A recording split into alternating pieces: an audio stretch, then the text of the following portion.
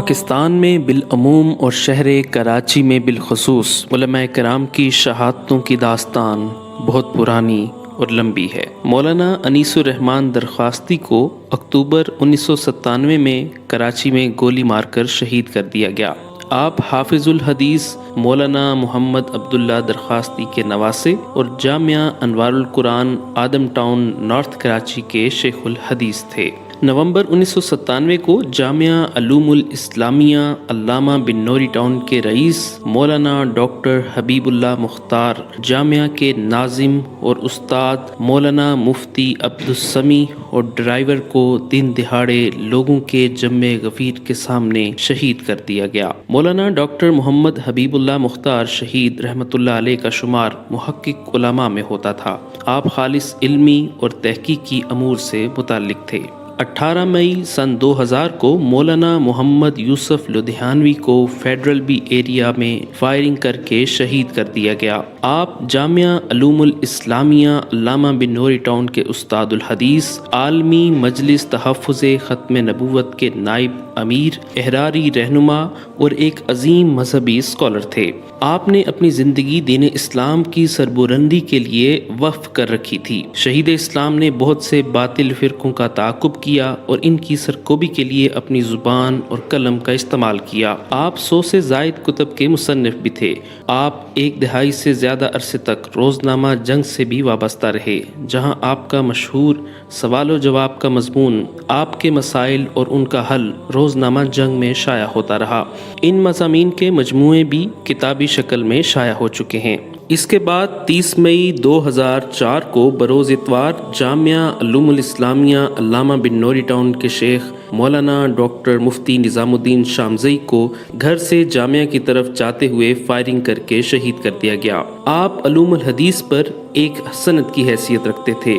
آپ نے تقریباً 20 سال تک جامعہ فاروقیہ میں تدریسی خدمات سر انجام دیں، جبکہ شہادت تک جامعہ علوم الاسلامیہ بن نوری ٹاؤن کے شیخ الحدیث شعبہ تخصص فی الفقہ کے نگران و مشرف رہے۔ آپ نے اپنی زندگی میں تقریباً 48 سال افتاء نویسی کی خدمات سر انجام دیں۔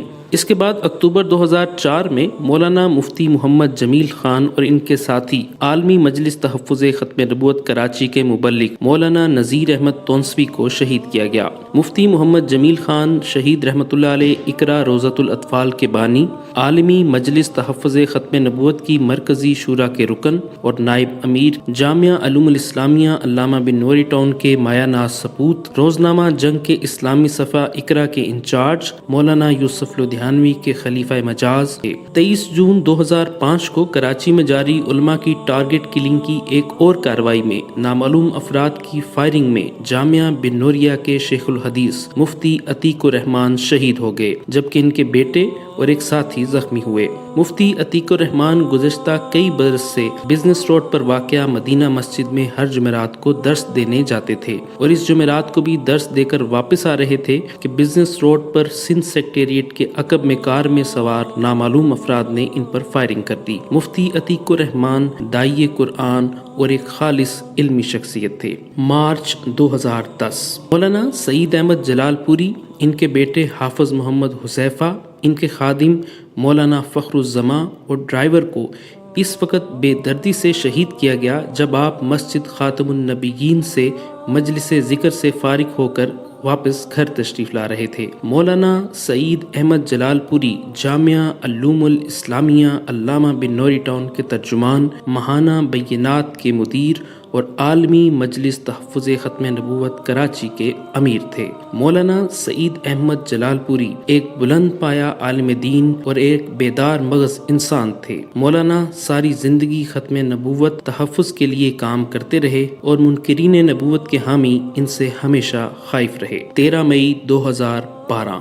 پاکستان کے سب سے بڑے شہر کراچی میں ہدف بنا کر قتل کیے جانے کی ایک اور واردات میں ٹانگوں سے معذور داعی و عاشق قرآن مولانا اسلم شیخو پوری کو اپنے ڈرائیور سمیت شہید کر دیا گیا۔ یہ واردات شہر کے ضلع شرقی میں اس وقت پیش آئی جب مولانا اسلم شیخو پوری اپنی گاڑی میں شہر کے مضافات میں واقع گلشن معمار کی جانب گامزن تھے۔ ملزمان کی تعداد 4 تھی، جنہوں نے اپنے ہدف پر فائرنگ کی اور فرار ہو گئے۔ اطلاع تفصیلات کے مطابق ملزمان نے پہلے ریکی کی اور پھر منصوبہ بندی کے تحت قتل کیا۔ مارچ 2010 پاکستان کے شہر کراچی میں نامعلوم افراد کے حملے میں سپاہ صحابہ کے رہنما مولانا عبدالغفور ندیم اپنے بیٹے اور ساتھیوں کے سمیت شہید ہو گئے۔ مولانا مفتی عبدالمجید دین پوری کو 31 جنوری 2013 کو بخاری شریف کے درس کے لیے جاتے ہوئے اپنے رفیق دارالفتہ مولانا صالح محمد اور ایک ساتھی کے ہمراہ کراچی کی مصروف ترین شاہراہ پر شہید کر دیا گیا۔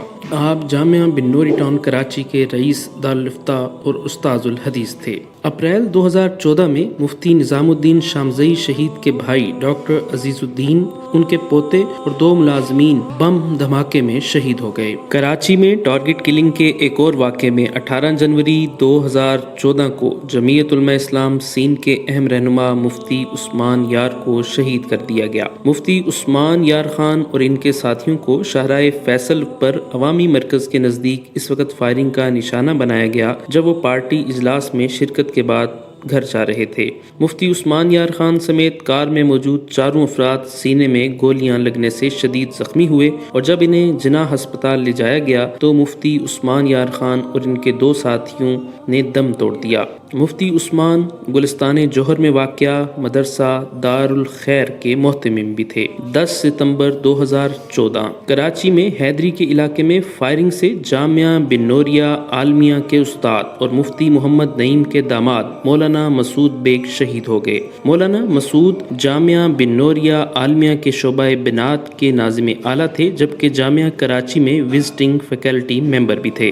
کراچی میں 20 مارچ 2019 کو جامعہ دارالعلوم کراچی کے نائب محتمم اور ممتاز عالم دین شیخ الاسلام مفتی محمد تقی عثمانی پر قاتلانہ حملہ کیا گیا۔ اس حملے میں مفتی تقی عثمانی معجزانہ طور پر محفوظ رہے، جبکہ ان کے 2 محافظ شہید اور مفتی تقی عثمانی کے دیرینہ ساتھی مفتی عامر شہاب بھی شہید ہو گئے۔ 10 اکتوبر 2020 کو کراچی میں جامعہ فاروقیہ کراچی کے محتمم مولانا عادل خان قاتلانہ حملے میں شہید ہو گئے۔ آپ مولانا سلیم اللہ خان کے صاحبزادے اور وفاق المدارس العربیہ کے رکن تھے۔ مولانا عادل خان گاڑی میں شاہراہ شاہ فیصل کالونی میں موجود تھے، جہاں ان کی گاڑی پر نامعلوم موٹر سائیکل سوار افراد نے فائرنگ کی۔ فائرنگ سے مولانا عادل خان زخمی جبکہ ان کا ڈرائیور مقصود شہید ہو گیا۔ مولانا عادل کو فوری طور پر لیاقت نیشنل ہسپتال منتقل کیا گیا، تاہم وہ جاں بر نہ ہو سکے۔ اس کے علاوہ مختلف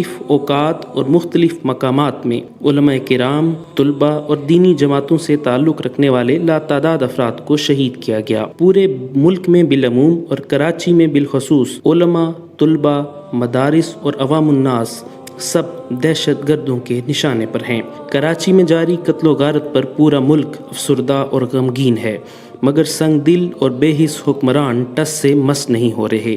دن دہاڑے قتل ہوتے رہے، لوگ اغوا ہوتے ہیں، ٹارگٹ کلنگ ہوتی ہے، لیکن کوئی پوچھنے والا نہیں۔